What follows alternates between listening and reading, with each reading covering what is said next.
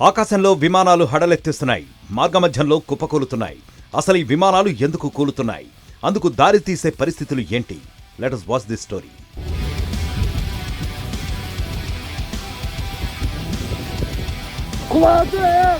విమానాలు అకస్మాత్తుగా కూలిపోవడంతో ప్రయాణికులు బెంబేలెత్తిపోతున్నారు.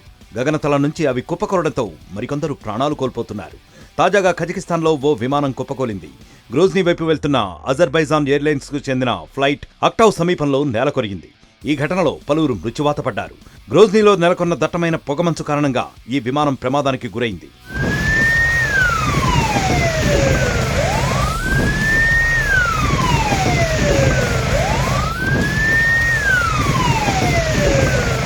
ఎక్కువ కాలం వినియోగించే విమానాలు తరచూ బోల్తా పడుతున్నాయి. విమానాల నిర్వహణ లోపం, వాటి విడిభాగాలను సమయానుకూలంగా పరిశీలించకపోవడం, మార్చకపోవడంతో పాత విమానాలు ప్రమాదాలకు గురవుతున్నాయి. కొత్త విమానాలు కూలిపోవడం వెనుక కారణాలు ఏమిటనేది నెటిజన్లు తాజాగా సర్చ్ చేస్తున్నారు. గగనతలంపై ప్రయాణిస్తున్న సమయంలో విమాన ఇంజిన్లు డ్యామేజ్ కావడంతో మరికొన్ని ప్రమాదాలు జరుగుతున్నాయి.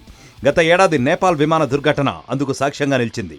పసిఫిక్ సముద్రంపై ప్రయాణించిన QF-144 విమానం ఇంజిన్లో సాంకేతిక సమస్య తలెత్తింది. దీంతో ఉత్కంఠ పరిస్థితులు ఏర్పడ్డాయి. ఎయిర్ ట్రాఫిక్ కంట్రోల్ అలర్ట్ జారీలో లోపాలు ఏర్పడితే విమానాలు అదుపు తప్పుతాయని వైమానిక రంగ నిపుణులు హెచ్చరిస్తున్నారు.